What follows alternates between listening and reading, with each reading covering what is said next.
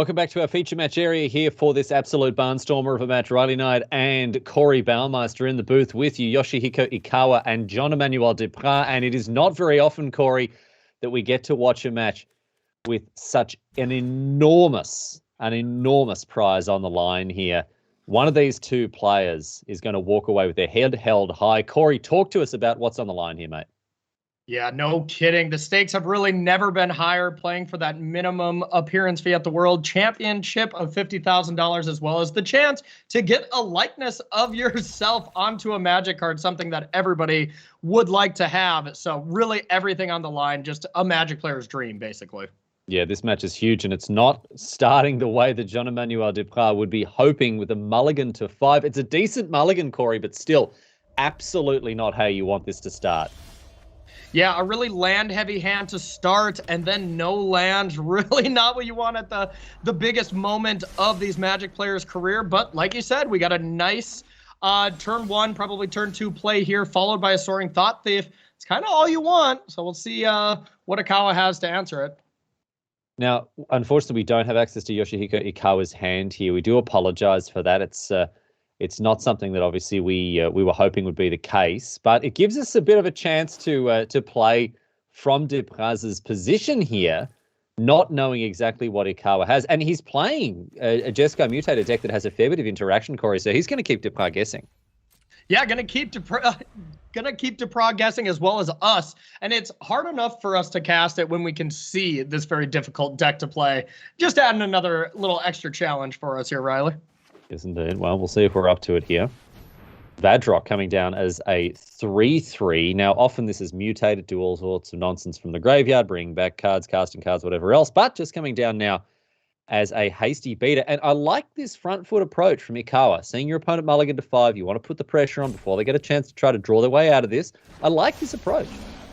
Yeah, not bad at all. Just kind of jamming it. We do see the answer here in Power Word Kill that I'm sure we're just going to see fired off, maybe be a little bit more patient with it. But you are very incentivized to be able to deal with it, to be able to get some attacks in, get some mills going, and start filling the graveyard of Ikawa in case you draw something like Into the Story.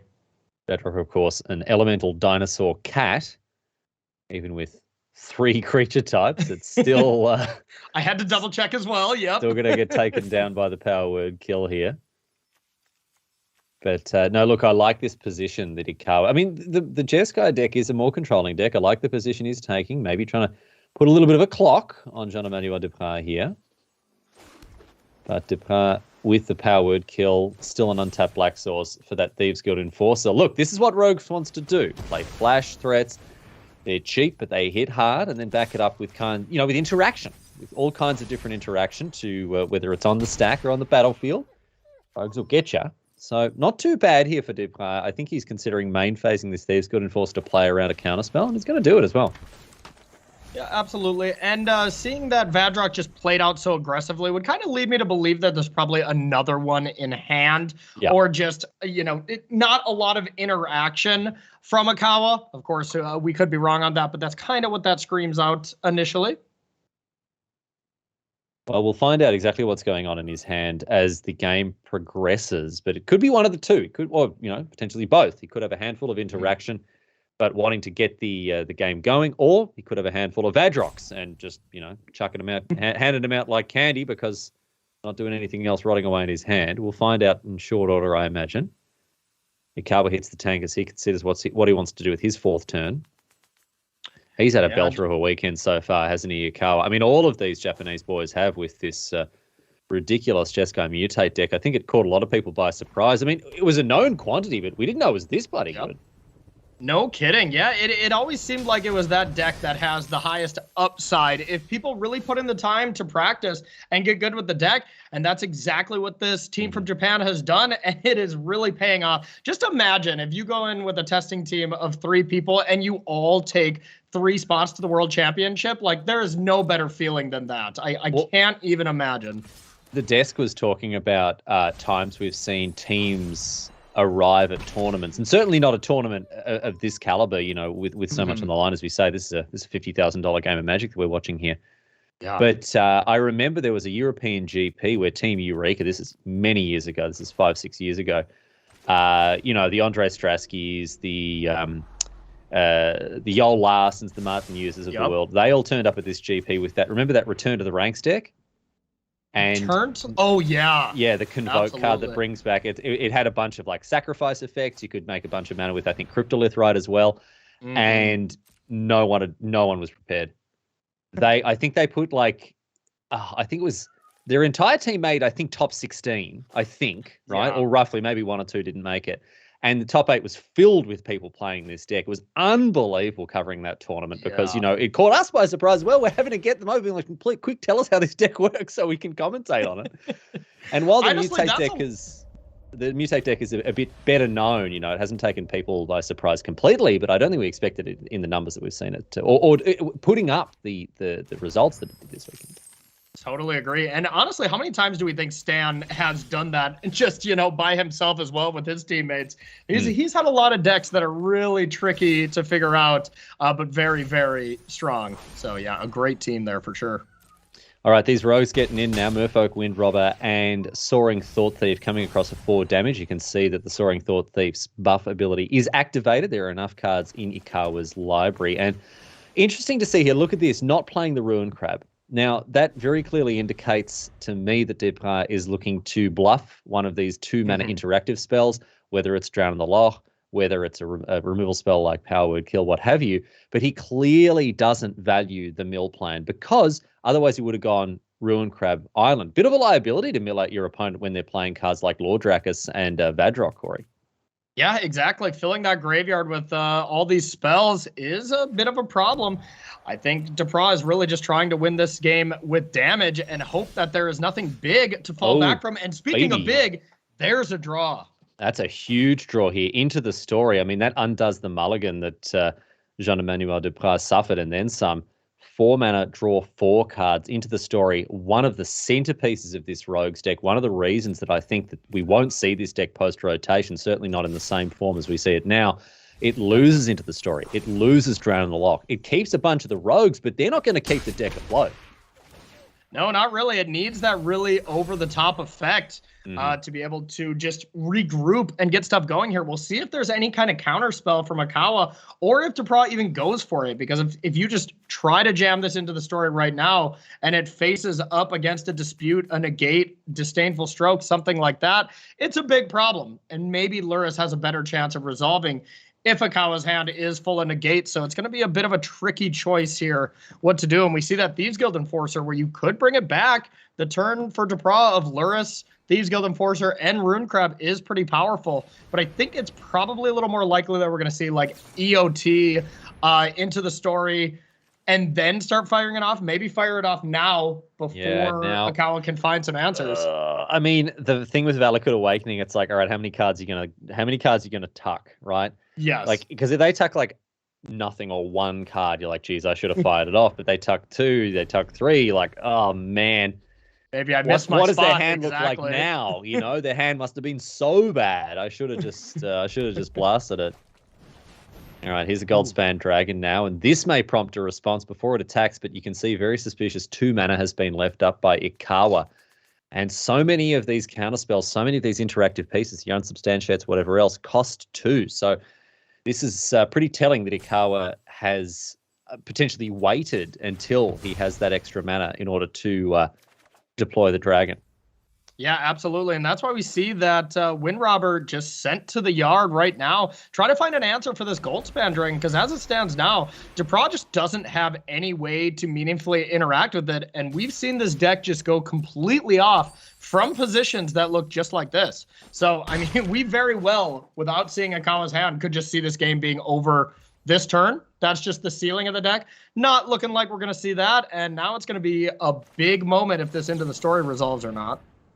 Well, you've talked a little bit about the ceiling of this Jeskai deck. I mean, Corey, you characterized it as having a very high ceiling indeed. Mystical Dispute here to answer that Into the Story. That's the Nightmare scenario, 1 mana trading with 4, but Thieves Guild Enforcer is going to keep the clock ticking. And, this is something that you have to play around in a situation like this up against Jeskai. The fact that from a position like this, they can just go off and win the game. Yeah, it's really frustrating to have these kind of decks that already have a game plan. I think Marshall was touching on this a couple rounds ago, where you can just have a good deck that's playing a proactive element, but then you always have to fear that just really ridiculous element where you can just lose the game over the top. It makes you play the game in such a way that you almost have to play scared. And when you play scared, you're not jamming as much in, and it leaves you with a lot of questions at the end of a match. Be like, should I play it more aggressively and just hope they didn't have the combo? Or if you play too aggressively and they go off, be like, well, did I make a mistake here and get a little too aggressive? It makes it really tough to play against these style of decks. Merfolk Windrobber, the draw here for Depraz. He's been sitting on the Lurrus, been sitting on the Ruin Crab for quite a couple of turns. So now faced with an interesting choice. What does he do here? What's his position? What's his play? None of these are particularly powerful. I mean, I guess the Lurrus is probably the most powerful thing he can do. And with only 1 mana available, oh no, excuse me, there are those treasure tokens here. So really, Ikawa could have anything. Yep, could have anything, but only 2 cards. At this point, I think if you're Depraz, you probably have to try something. Lurrus into Enforcer into Windrobber is probably the most powerful sequence that Jean-Emmanuel Depraz has available to him. We'll see if maybe you want to be just a little bit more conservative. Just play Windrobber. I don't think you can draw do nothing, a card. Though. Right? No, I don't think you can do nothing. You can't do nothing. Yeah, it's going to be Windrobber. Maybe just immediately cycle that away. I don't even mind that. Yeah, I like this. Get a bit more information. Yep. Try to figure out what you want to do. Okay, well, it's just a land. Now do you go Lurrus, bring back the Thieves Guild Enforcer? Maybe you got to get something going, man. Your opponent's gonna start to outstrip you now.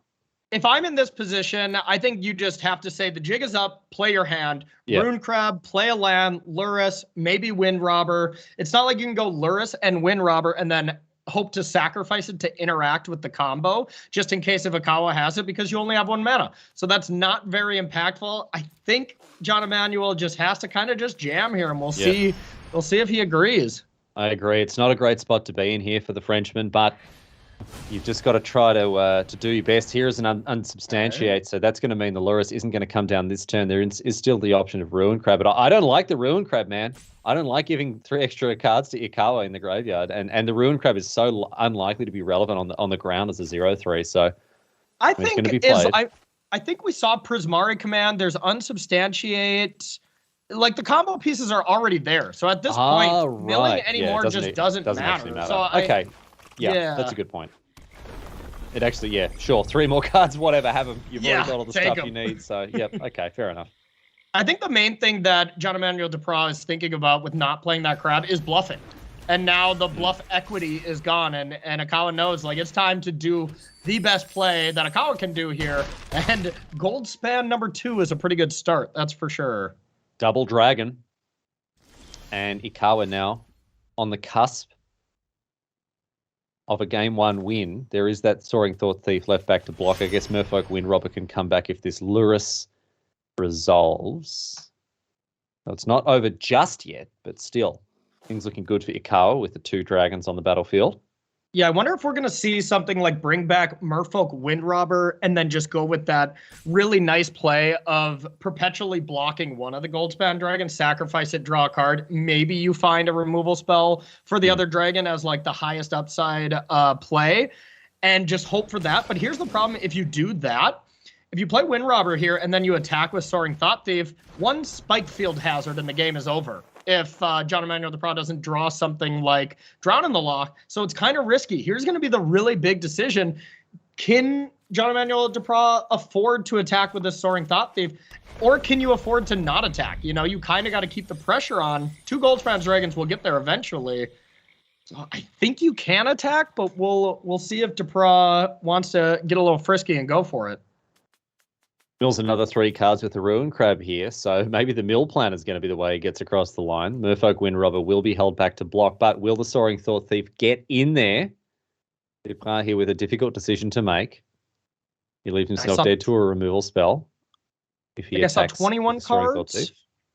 21 cards so far, so still a ways away from the mill plan. So as it stands, staring at 2 Goldspan dragons doesn't look like a very viable course of action to win right now, but I don't think he can attack. Half the deck. half the deck is removal spells, because it's not just, the fire prophecies, the unsubstantiates, and all the rest of them. It's also the Lord Dracuses and the Vadrox, It's the Seize the Spoil that draws you into another removal spell. It's another Goldspan Dragon that makes this whole thing irrelevant. So, this is a really risky attack. It's a really, really risky. Well, high risk, high punishment is the way that I'm characterizing it here. Yeah. I mean, you've got to take these risks if you want to win games of Magic. I understand that, but sometimes, I don't know. This is a classic position that so many people find themselves in. Are you playing to win, or are you playing not to lose? And here, this does smack of playing not to lose, but I think it's the only realistic option he has. He leaves himself dead to half of Ikawa's deck if he attacks with the Soaring Thought Thief. I think the one card that playing around here is pretty good to do is the Spike Field Hazard. That card doesn't kill Lurrus right now, but it would have won the game if you attack with Soaring Thought Thief. I think Jean-Emmanuel Depraz is really thinking, if Ikawa has a removal spell in any way for this Lurrus right now, I can't win anyways. And if you have a removal spell for that, you might as well try to attack with the Soaring Thought Thief. But the problem with that is the Spike Field Hazard is one piece of removal that doesn't kill Lurrus. Yeah. See there, the game would have ended. Yeah. And I mean, that's just one of about 400 cards that are in Ikawa's deck that would have won in the game on the spot had this Soaring Thought Thief not attacked, or attacked, I should say, because this would have gone at the Wind Robber, and that would have been the game. So here's the attack. This is a lethal attack, a force block here with the Merfolk Wind Robber. It's going to block and then sacrifice for a card. There's an unsubstantiate as well. Oh, Yoshihiko Ikawa has got another removal spell. You can't play around the second removal spell, Corey, and that is that game number 1 goes to the Japanese player here on Jeskai Mutate. Just one game away here, Corey. One game away from true greatness, Yoshihiko Ikawa. Unreal. Double removal spell there was so good. Jean-Emmanuel Depraz had that one draw step to draw some interaction to not die on the spot. And if Jean-Emmanuel Depraz did find a Drown in the Law or something for one of those Goldspan Dragons, Lurrus staying on the battlefield and bringing back a Merfolk Wind Robber would have essentially stabilized the game. So we were that close to essentially Jean-Emmanuel Depraz being ahead that game. We'll see how these players sideboard. This is extremely, extremely tense for Jean-Emmanuel Depraz. He has to win to stay in this one.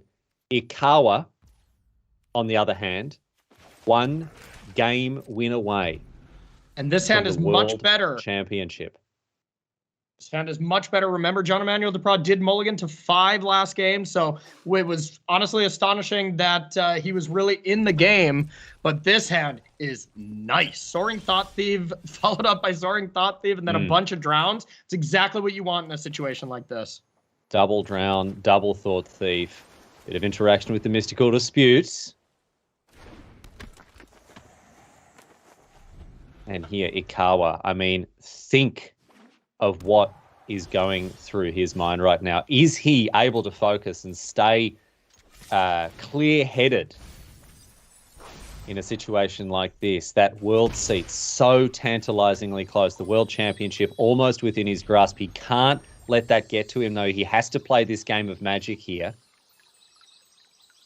And he'll be hoping to double down on the success of game number 1 and take it out in straight sets. He's in his way, though, a worthy competitor, a worthy opponent in the form of Jean-Emmanuel Depraz, a very impressive player who, backed up with his excellent hand he's got, Corey, is really going to give Ikawa a run for his money. Yeah, absolutely. A great hand, great player. A ton of nerves right now for sure for both players, and the biggest stakes that you can possibly have, a seat at that World Magic or World Championship. Nothing like it.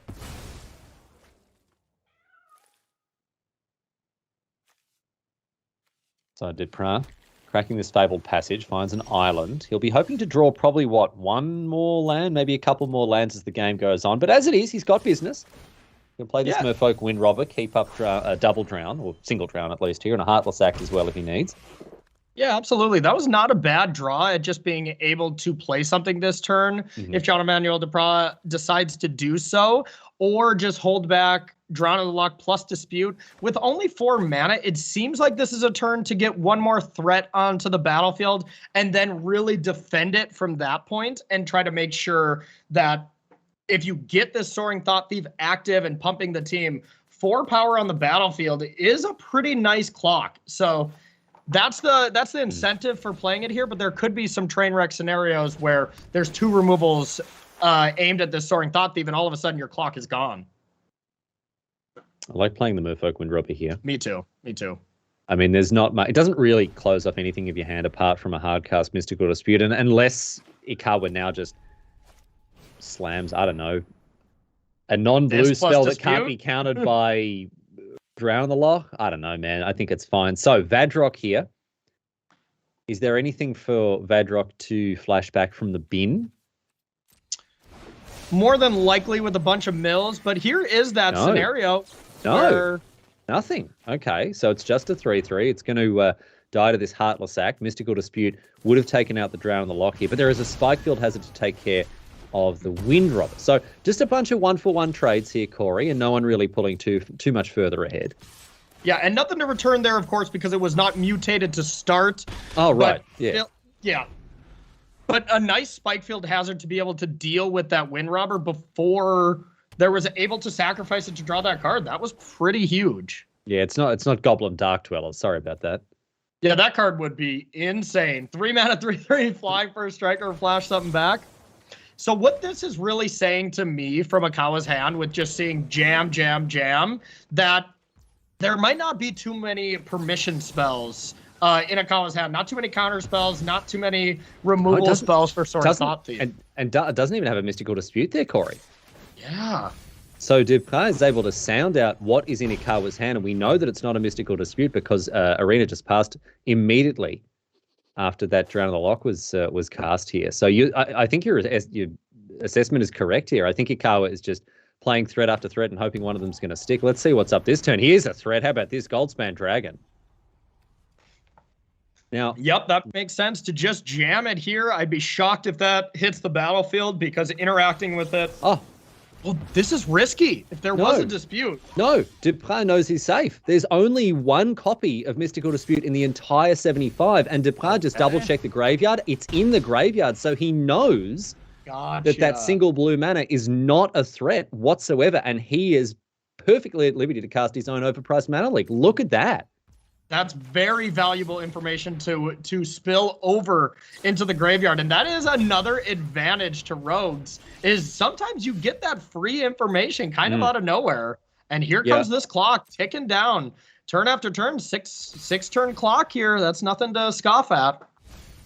The Hive of the Eye Tyrant can speed that up as well if another land's drawn. But I mean, I was talking before about how it can be a bit of a liability to mill out the Jeskai Mutate deck, given that they have a graveyard-based combo. But in this situation, it just enabled that Goldspan Dragon to be dealt with handily because Depraz knew that he didn't have to play around any other copies of Mystical Dispute. Just the one of in the main. I've had a look at the sideboard and I don't see a second copy. So that's huge there. Skyclave Shade off the top, another nice threat. Now, this is just incredible. You have Stroke and double Drown in the Loch. Ooh, that is a big hit that Jean-Emmanuel Depraz didn't want to see. I was going to say these 3 spells can lock out the 2 cards in hand, and whatever Ikawa is going to draw, the escape card is really changing the dynamic of that for sure. Spikefield Hazard exiles the 3/1. You can see the Depraz is going to pick a different hill to die on here. Double Drown the Loch can keep the Phoenix off the board for the time being, but it's not a permanent solution because that Phoenix can... I mean, the graveyard's absolutely chock-a-block, so there's not going to be any problem bringing it back again and again.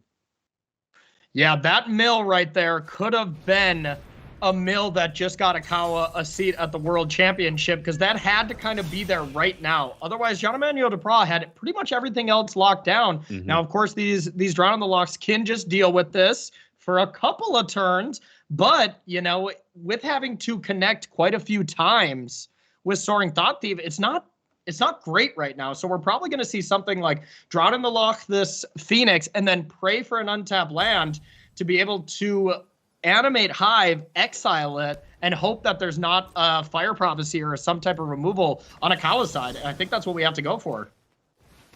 Drown the lock.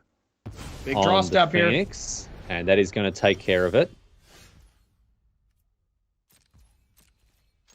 For the time being, a Skyclave Shade once again off the top. 2 more cards with the Soaring Thought Thief. Ikawa down to 6. Still got that.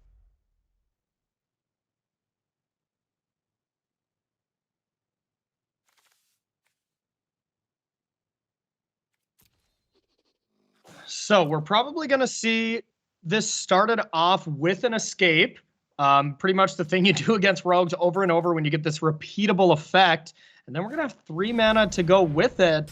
If this Drown in the Loch gets countered, then that's a great blocker for the Soaring Thought Thief or Skyclave Shade. That's not the best creature you want to be blocking. Vadrock.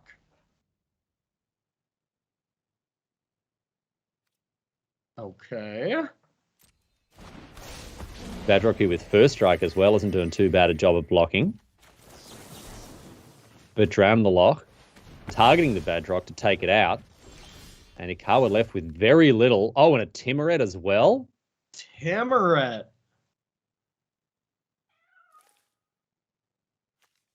So doesn't have enough black to be able to play Timuret and exile a few things, but you can just play it. And here's the thing. Jean-Emmanuel Depraz does not have a very good attack right now.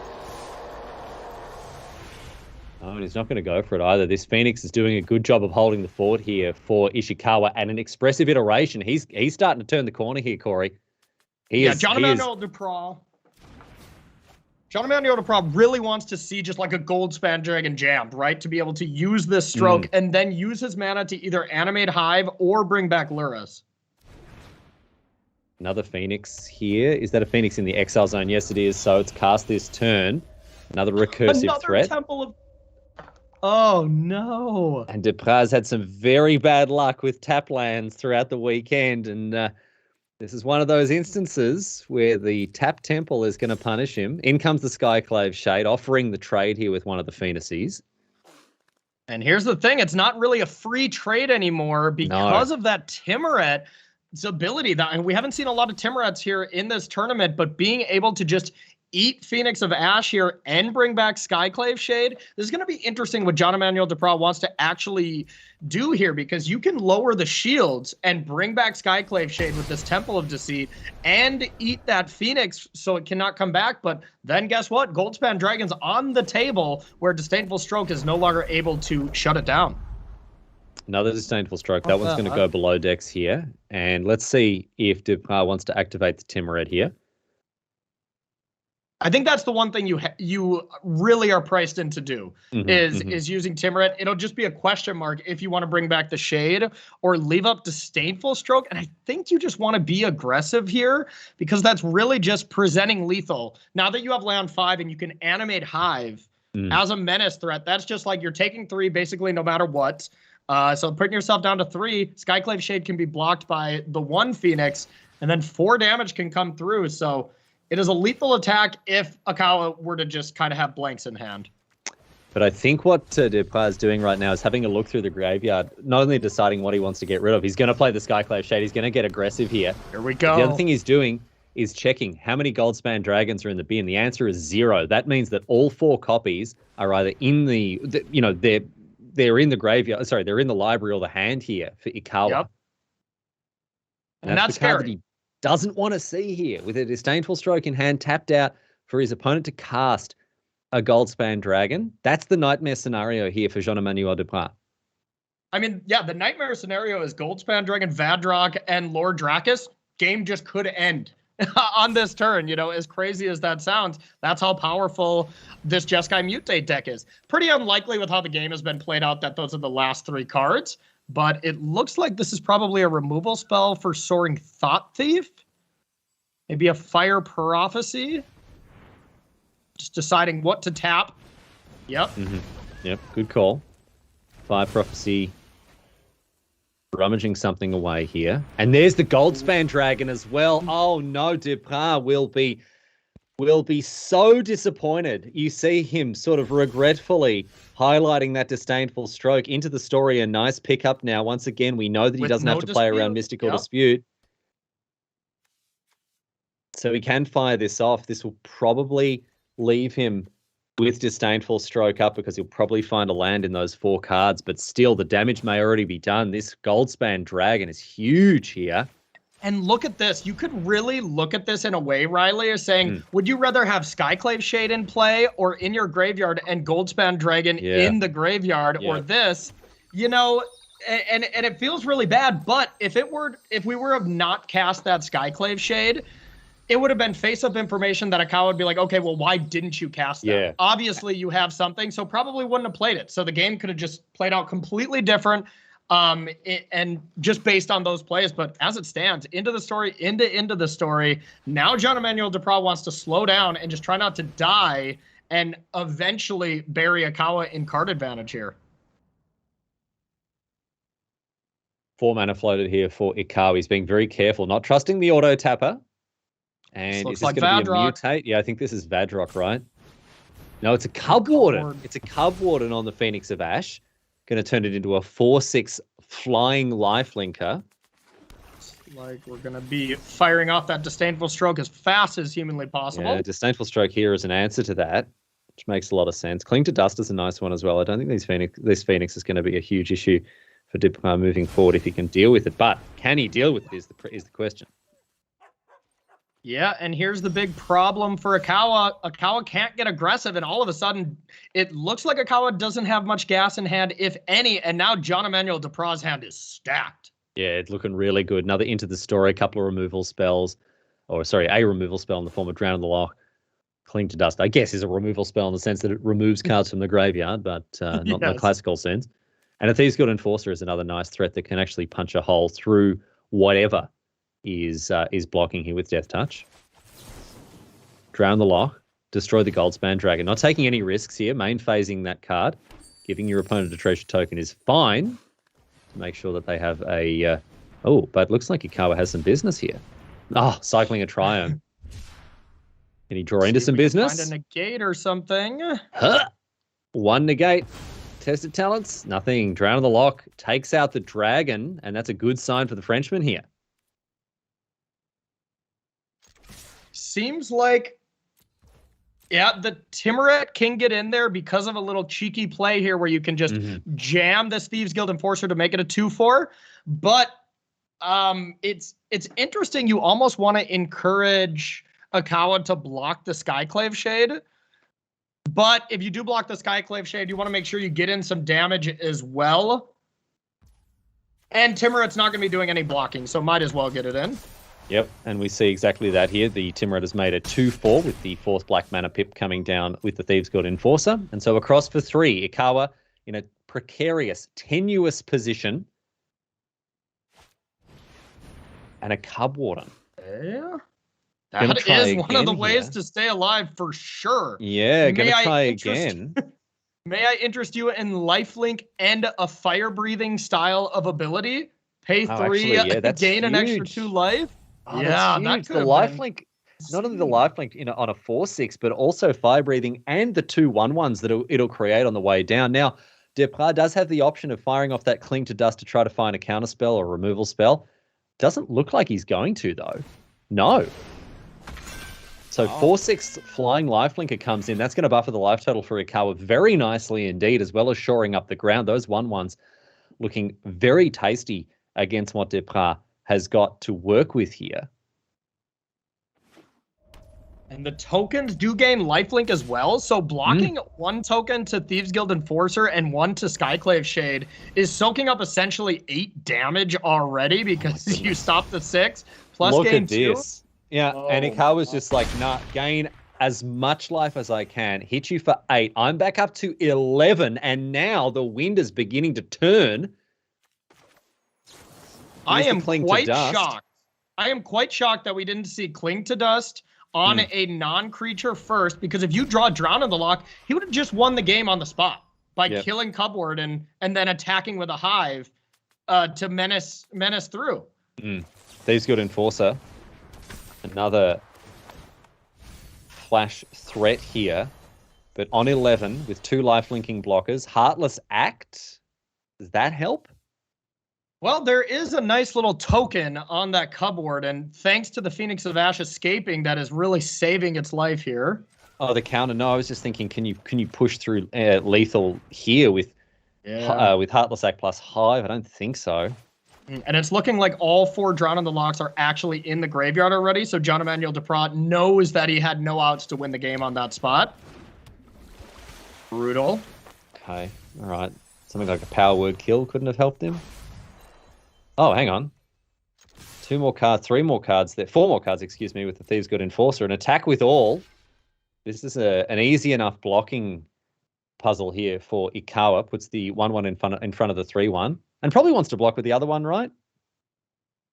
Probably. Now, there's some world where you could, like, Heartless Act your own creature to sneak through 8 damage here.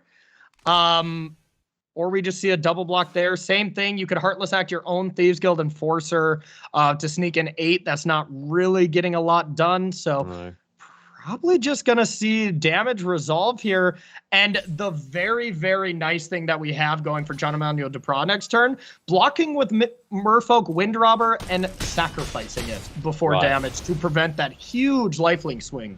Yeah, of course, because otherwise Cub wouldn't be able to gain just basically infinite life. So maybe now you just have to hold back the Cub Warden because you definitely do if you don't have a removal Spikefield has it. Oh my goodness. What a rip. What a peel for Yoshihiko Ikawa. Gets rid of the Merfolk Windrobber before it can get in and attack. So now there is a Soaring Thought Thief that can flash in and block the Cub Warden. But the crucial thing here is that Ikawa is going to be able to pump a bunch of mana into this Cub Warden, gain a stack of life, even with the block with the Soaring Thought Thief here. But depending on the mill, how many cards are left, and the fact that Heartless Act can be aimed at that cat plus Hive coming up, is it even enough? I don't think so. 8, 9, 10, 11, 12. 8, 9, 10, 11, 12. Okay, Luris is put into hand. So must be able to win via mill. Would be my assumption. Yep, 4 cards in library. By milling out. Wow. Oh wow. Thieves Guild Enforcer providing the final mill triggers that are needed. And Yoshihiko Ikawa, so close. He fought so hard to get back into that one. Wow. And had a string of incredible draws, but not enough cards in library remaining. And this is what happens sometimes with rogues, man. They just mill you out. Out of nowhere, they just mill you out.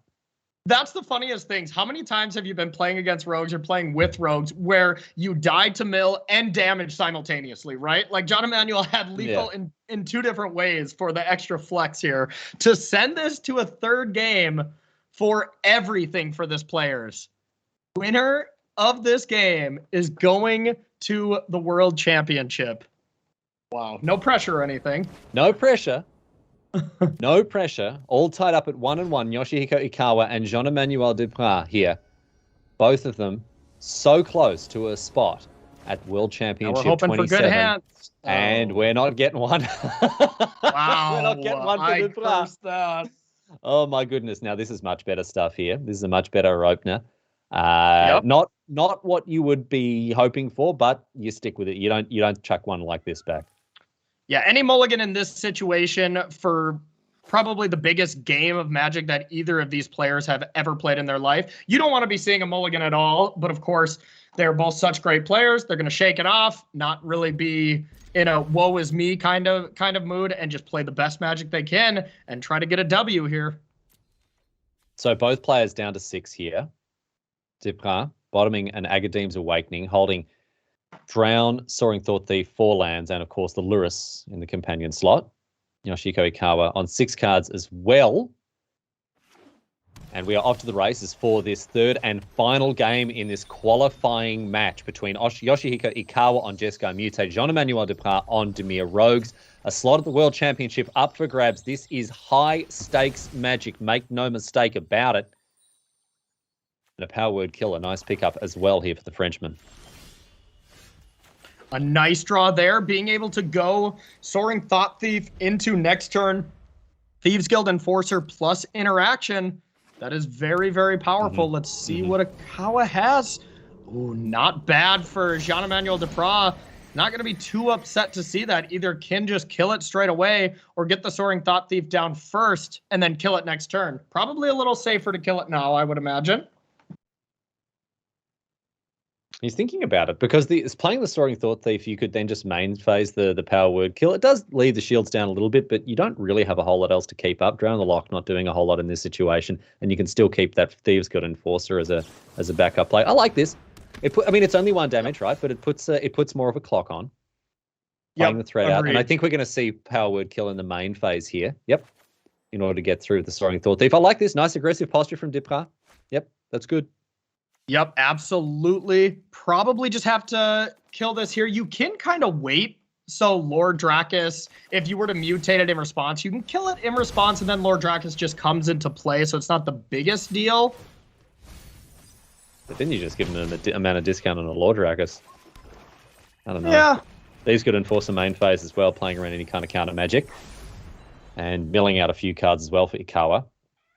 So Depraz, as you mentioned, has been able to use most of his mana. Obviously wasn't able to cast the Thieves Guild Enforcer turn 1, but since then, has had a tidy go of things and has already assembled some threats that, while now aren't necessarily very respectable, certainly will only grow and grow as time goes on. Yep, absolutely here. A nice amount of pressure. And, looks like we are back checking out the hand. Fantastic. Love to see it. Spike Guild has it on the Thieves Guild Enforcer here rather than playing a Cub Warden and a Phoenix of Ash in the bin as well. It looks like, okay. These aren't quite synced up, it looks like. It looks like the hand cam is a little bit ahead here. Oh, gotcha. Okay, so here comes the mill. We'll see. There it is. Yeah, comes in for, I predict 2 points of damage. Yep. And there's that big sigh from Jean-Emmanuel. It's just like anything but Phoenix of Ash right now. And it's almost that consideration like, okay, should I not attack since I'm not well equipped for this Phoenix? But, that Phoenix of Ash mill right there, it came at such a key point the last game with Ikawa, and that really could have been the escape card that sends Ikawa to the World Championship. I predict that Yoshihiko Ikawa will indeed play this Phoenix of Ash here. That's my prediction. I think that's a bold one, but a correct prediction from you, because not only does it stop Into the Story from immediately being cast, there's no real response that Depraz can do. You know, you can't play Into the Story in response to these escape. They're gone. And you get to get in there and start pressuring with a very strong hand here. Everything's coming up Ikawa so far. Disdainful Stroke. I mean, useful against the double Cub Warden, but doesn't deal with the problem that's facing him right now. Jean-Emmanuel Depraz needs an answer to this Phoenix of Ash and doesn't have one. Lura's going to be put in hand. This leaves up the Drown. Yeah, and really unfortunate for Depraz to not put Luris in hand the turn before. But you really wanted to interact. But the thing is, trying to interact with these escape cards is just climbing an uphill battle, trying to deal with it every single turn. It's not a battle that these rogue decks can really win. Lord Dracus now on the Phoenix of Ash. Can bring back, probably all sorts of cards, to be honest. Yep. There's been a bunch of, there's been, 10, 12 cards milled so far? Something like that? I see a negate right on top. That already seems like a great one. Mm-hmm. And here, Drown the Lock can kill Phoenix in response and then just Lord Dracus or counter that. That's interesting. Let's counter the Dracus instead here. Ikawa bowing the head slightly. Probably wasn't too much of a fan of seeing that. Soaring Thought Thief's going to get in again. So it looks like, yep, you can see Soaring Thought Thief was just turned into a 2-3 there. Speaking of not wanting to see things, Luris does not want to see an Essence Scatter here. And we see that that is in play. And that is the worst card for Jean-Emmanuel. And you see Ikawa just be like, bring it. Ready for it, I have it. He's ready. He's so ready. See that big sigh from Ikawa. He can feel it. He's going to fire off this Essence Scatter to get rid of the Luris once and for all. I mean, there is Academ's Awakening, I suppose, but we know one of them's lurking on the bottom of the library. All right, here is Luris. And Ikawa snaps off the Essence Scatter. No, sir, not today. So now there is the option to cast Cupboard, and it will turn. It won't turn out too well against the Disdainful Stroke that's in hand. But no, it looks like it's just going to be Phoenix of Ash instead. Are we going to see some pumping here as well? Okay, here we go. Pump. Juice it up to a 7-3. Tap yourself out and say, listen, Jean-Emmanuel Depraz, if you don't have anything for this Phoenix of Ash, I'm going to Worlds, buddy. Oh. And the Hive of the Eye Tyrant, it's not going to be enough. Jean-Emmanuel Depraz here, he has played his guts out all weekend, but it looks like he's not going to get across the line here. And a World Championship slot is just moments away for Yoshihiko Ikawa. Depraz racking his brains. Is there anything he can do? Has a quick look through the graveyard. Going to get in there with the Soaring Thought Thief. This is awesome from Jean-Emmanuel Depraz. Jean-Emmanuel is just saying, if I hold this back, then Ikawa knows I don't have anything and I'm trying to chump block. If you attack with it, you're saying, yeah, I have a way to deal with this. I dare you to go for it. And that tempo swing of being able to have Ikawa spend all his mana to dump into Phoenix of Ash, and then lose it, that's one way that he could actually lose this game. So this is a huge bluff that we do not see at the biggest stage very often at all. Incredible mind games here. Jean-Emmanuel Depraz saying, hey, I could have anything. Look at these two cards. They could be anything, mate. They could be anything. Are you going to pump the Phoenix of Ash? Are you going to make this a lethal attack and send yourself to the World Championship? No, the mind games, Corey! The mind games from Jean-Emmanuel Depraz. He can't believe it worked. And now think about this. If Jean-Emmanuel Depraz draws something like into the story, this could be a complete switch where he could be miles ahead, where Ikawa could have just won this outright with perfect information. Galactic brain level plays here from Depraz as he leaves himself dead on board. Yeah. They called this the Jedi mind trick. Well, his name is JED, so it is a true Jedi mind trick here. That worked. Gone straight to bloody Coruscant, mate. He's on the Jedi Council, no worries at all. Big drop. He will have the rank of Jedi Master conferred upon him. And a Cling to Dust as well here is a very interesting one. So this either can gain 6 life, realistically, depending on how many cards Jean-Emmanuel Depraz has in graveyard, or you take a redraw and use this same bluff again next turn. This is insane. So Cling to Dust, of course. I mean, he kind of has to do it again now. That's the other thing. He kind of has to attack again. Otherwise, Ikawa's like, all right, mate, I got your number now. Yeah. And we also got to take a look, bottom left-hand corner. That's 3 minutes and 45 seconds. Geez. Yeah, great call there, Corey. Look at that. Just under 4 minutes remaining here for Depraz. He's going to have to get a wriggle on here. Cling to Dust going after the Prismari command, so he's cycling it away. Finds Island. Not what he wanted to see there. It's a good card. Basic Island. Very good card. Even a drown in the loch or something, right? Like to kill Phoenix and then attack with that Hive. All of a sudden, Jean-Emmanuel Depraz would have just been in the driver's seat firmly. So Cling to Dust can, of course, be played from the yard. Depraz has to attack. No, he doesn't attack. He doesn't attack. The jig is up. Yoshihiko Ikawa. Oh, my goodness. Jean-Emmanuel Depraz, he's played Ikawa like a fiddle, but he's put the violin back in its case now and is going to leave back the Soaring Thought Thief to block. At the moment, Ikawa has no way to remove it, but that could change with this draw step. What does he find? Just a Henge Gate pathway, so that's not going to be enough.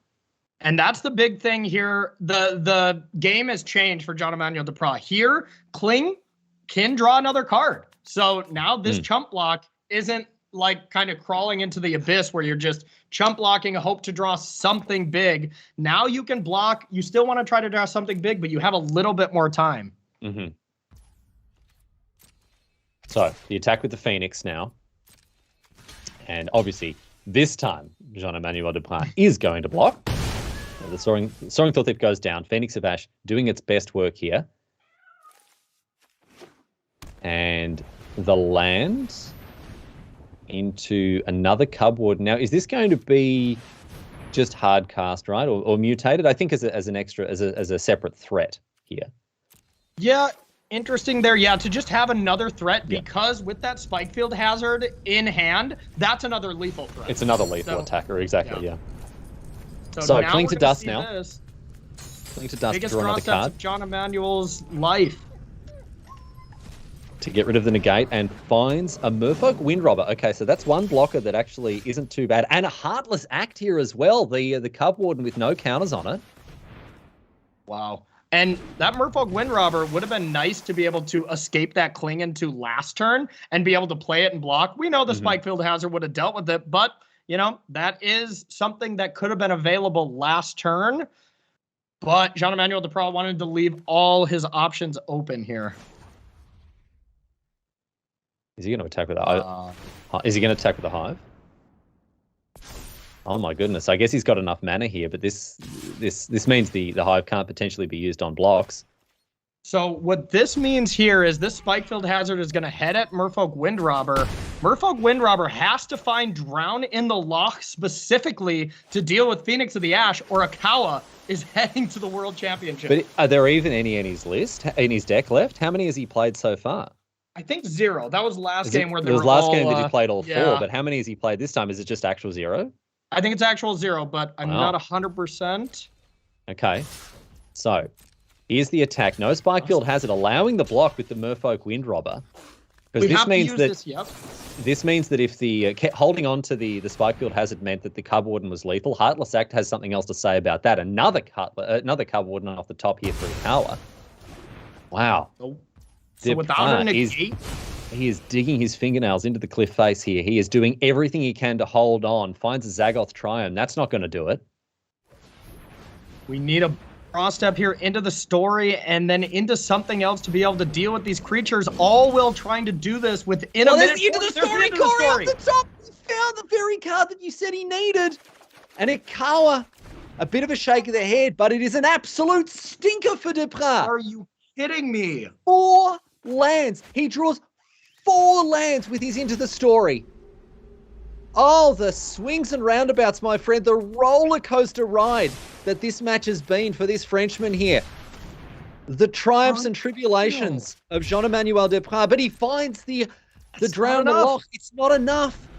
Too little too late after the world's worst Into the Story. A Phoenix of Ash off the top just in case it wasn't enough. And Yoshihiko Ikawa poised on the edge of greatness here.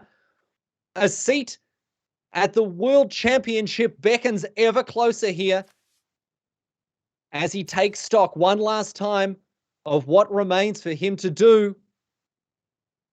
He's so close.